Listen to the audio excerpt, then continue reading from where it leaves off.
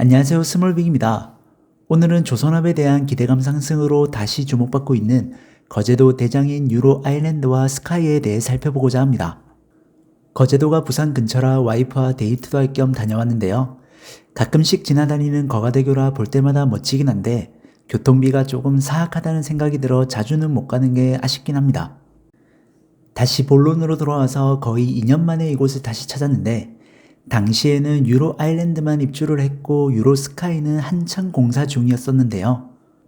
시간이 지나 이곳이 완공되면 어떤 느낌일까 궁금했었는데 바로 이렇게 유로 왕국이 잘 형성되어 있었고 거제의 어느 단지보다 굉장히 쾌적하고 누구나 인정할 만한 거제의 대장 단지가 분명하다는 느낌을 다시 한번 확인할 수 있었는데요.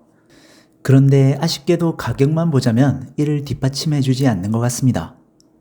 2023년 연말부터 입주를 시작해 불과 몇 개월밖에 안 된 완전 신축인 유로 스카이도 마이너스 피 5천만 원으로 매물들이 다수 올라오기도 하고 유로 아일랜드도 동일하게 마이너스 피 매물들이 많은데요.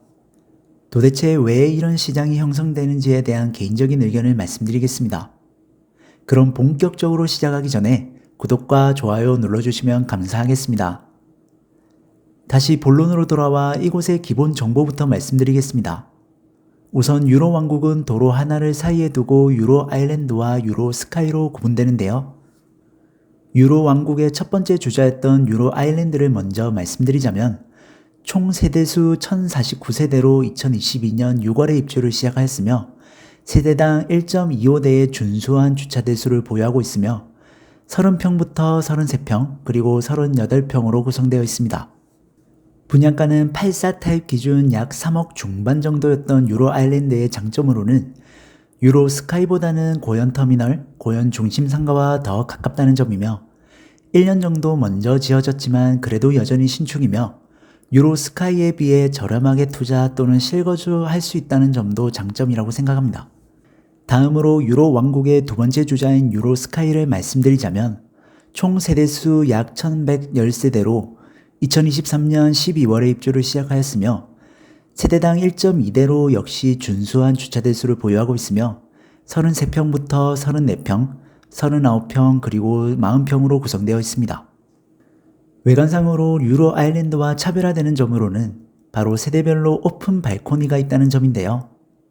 그냥 밖에서만 봐도 정말 해외 리조트 또는 호텔에서나 즐기던 발코니에서 커피 한 잔 마시는 즐거운 상상을 일상에서 누릴 수 있는 것이 장점이지 않나 생각됩니다. 참고로 84A 타입만 발코니가 있고 84B 타입에는 없다고 하며 또한 특이한 점으로는 최상부층에 스카이 라운지가 있다는 점인데요. 내부에 카페가 있어 좋은 곳에서 거제 시내를 한눈에 바라보며 커피 한 잔 할 수 있는 여유를 즐길 수 있다는 점도 거제에서는 굉장히 차별화되는 장점이라고 판단됩니다. 이렇게 좋은 퀄리티를 자랑하는 유로 스카이의 분양가는 84 타입 기준 약 4억 초중반 정도였는데요. 요즘 분양하는 새 아파트들은 급격한 인플레이션과 인건비로 인해 유로 형제와 같은 분양가로는 절대 분양할 수 없지 않을까 하는 개인적인 생각이 있습니다. 그런데 아쉽게도 앞서 말씀드린 것처럼 현재 유로 형제는 모두 마이너스 피가 작게는 2천에서 많게는 5천까지도 등록된 매물들이 상당수 있는데요. 이렇게까지 빠지는 이유는 무엇일까요? 무엇보다도 가장 큰 첫 번째 이유는 하나오션과 삼성중공업이라는 대형 조선사들의 경기 침체가 아닐까 싶습니다. 지금의 침체가 1, 2년이 이어진 게 아니라 정말 2015년부터 현재까지 거의 10년 가까운 기간 동안 계속 어렵다라는 기사만 접하고 있는 것 같은데요. 그 결과로 많은 인력들이 거제도를 떠나고 신입사원 채용도 극소수로 진행하다 보니 거제도로 유입되는 인구는 점점 줄고 거제도 자체의 도시 활력이 현저히 줄어든 게 가장 큰 원인이지 않나 생각됩니다. 다음으로 두 번째 이유는 거제도의 외국인 노동자들이 급증하는 것도 사람들의 투자 심리를 망설이게 하는 이유가 되지 않나 싶은데요.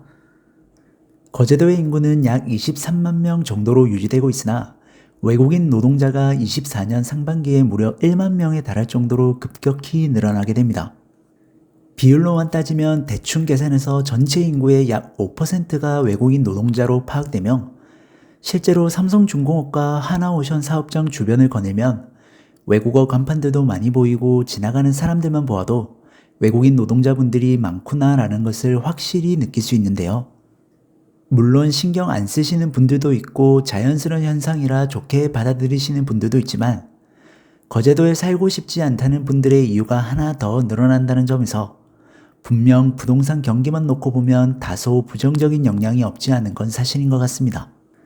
조선업 강국을 유지하기 위해 이분들의 안정적인 정착이 매우 중요한 상황에서 앞으로 외국인 노동자들의 유입은 늘면 늘었지 줄지는 않을 것 같으며 조선업에서 근무하는 대한민국 노동자들의 임금을 획기적으로 늘려주지 않는 이상 이미 반도체 공장과 쿠팡 같은 물류업으로 전향한 대한민국 청년들의 발길을 다시 되돌리기엔 많은 어려움이 있을 것 같습니다.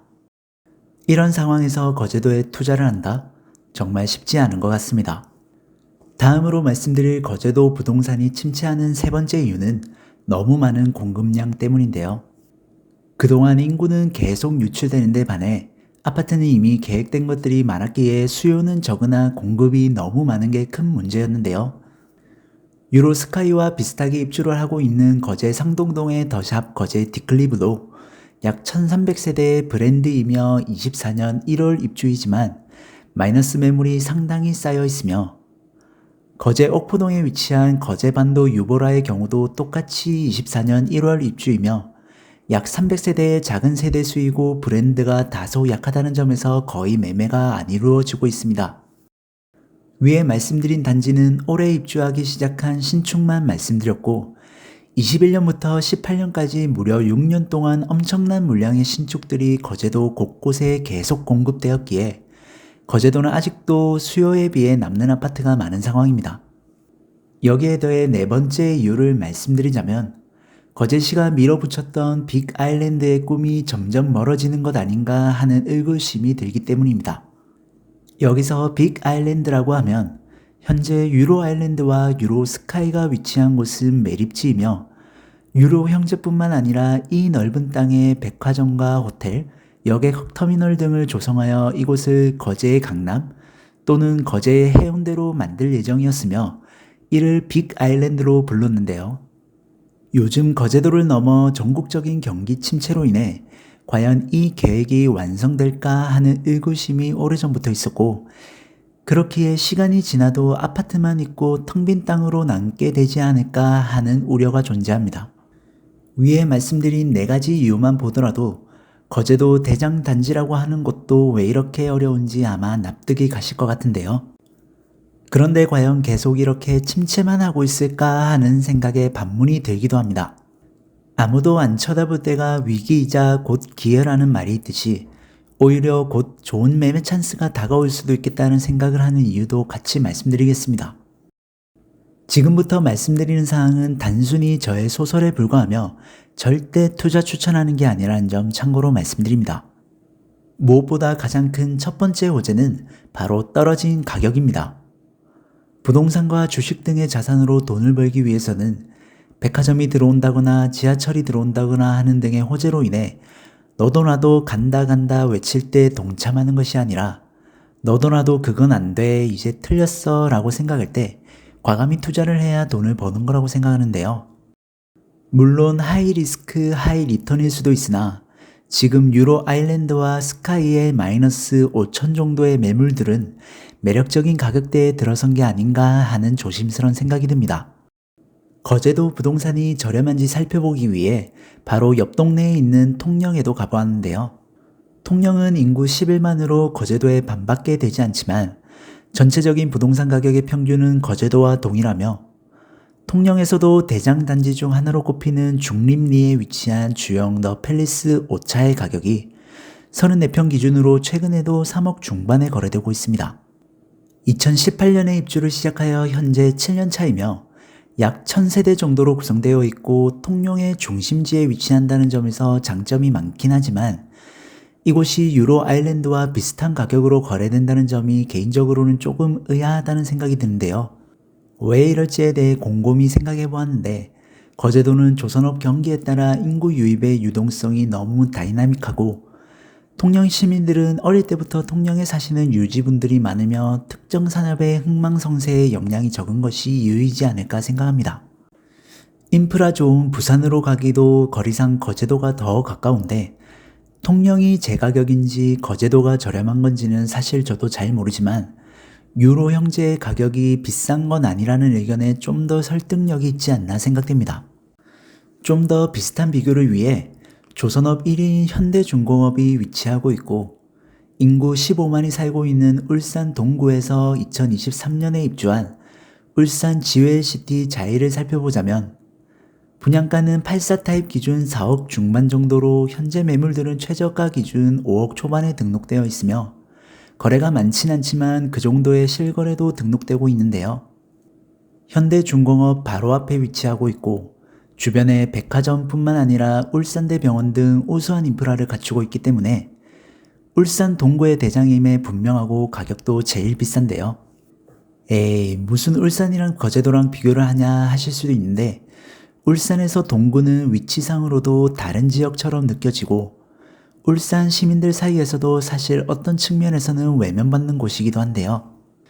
임장을 가서 느낀 점 또한 거제시 고현동과 비슷하거나 사실 오히려 고현이 더 좋은데? 라는 느낌을 개인적으로는 더 받았습니다.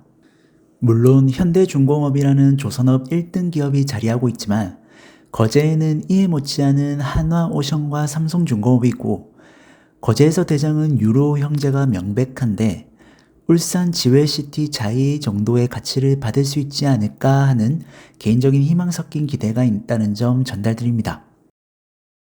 기회라고 생각하는 두 번째 이유는 입지적으로 뛰어난 거제 대장 단지임에는 변함이 없다는 것입니다. 유로 아일랜드와 스카이가 위치한 고현동은 거제도의 핵심 인프라가 모두 모여 있는 곳이며 이 입지는 앞으로도 변함이 없을 것이 분명한데요.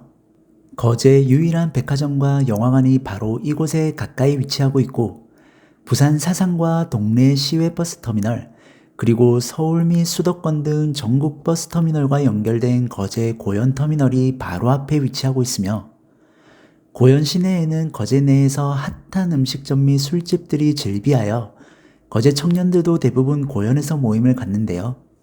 그렇기 때문에 만약 거제도 부동산을 알아보시는 분들이 계시다면 저는 아파트가 많은 상동동과 하나오션이 위치한 옥포동, 아주동 대신 이곳 고현동과 그리고 가까운 수월동이 유일한 투자처라고 생각합니다.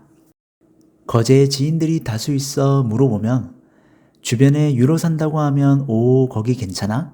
하고 관심 있어 하는 분들이 많다고 하며 평판도 거제 내에서는 가장 앞서는 것 같은데요. 그도 그럴 것이 유로는 모두 평지이며 주변에 수변공원을 끼고 있는 약 2000세대가 넘는 가장 큰 신축 브랜드 대단지이기 때문입니다. 수변공원이라고 하면 부산 삼익비치의 주변 수변공원이나 명지 오션시티의 갈매길 등이 생각나는데요. 이러한 수변공원을 끼고 있는 단지는 유로 형제가 유일하며 앞으로도 없을 인프라이기 때문에 거제 내에서의 입지, 즉 땅값은 앞으로 이곳이 계속 앞서 나가지 않을까 하는 생각이 듭니다. 다음으로 말씀드릴 호재 세 번째는 다행히 협의된 초등학교 설립 협약 관련 소식입니다. 유로스카이 내에는 상당히 큰 공간이 공터로 남아있으며 사실 이곳은 계획상 초등학교 부지로 마련되었었는데요. 저출산으로 인해 기존에는 교육청의 반대로 초등학교 설립이 안 될 것 같았는데 최근 경상남도 교육청과 거제시가 고현 1초등학교 설립을 위한 학교시설 복합화 추진 업무 협약을 체결했다는 소식이 들렸습니다. 때문에 유로 단지에서 가장 아쉬웠던 초등학교 문제가 잘 해결될 수 있다는 희망이 보이며 다시금 주목받는 것 같은데요. 참고로 현재 유로 아일랜드는 신현 초등학교로 배정받아 버스 통학 중이며 유로 스카이는 중국 초등학교로 배정을 받았으며 고현 1초등학교는 2028년 3월에 개교 예정인 점 말씀드립니다. 마지막으로 말씀드릴 호재 네 번째는 조선업 경기의 회복입니다.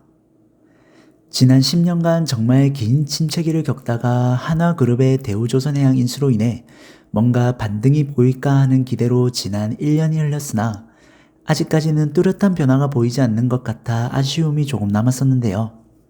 최근 미국과 중국의 갈등에 조선업이 큰 수혜주로 떠오르며 하나오션과 현대중공업 등 대형 조선소들의 주가도 반짝 반등하고 있는 것 같습니다.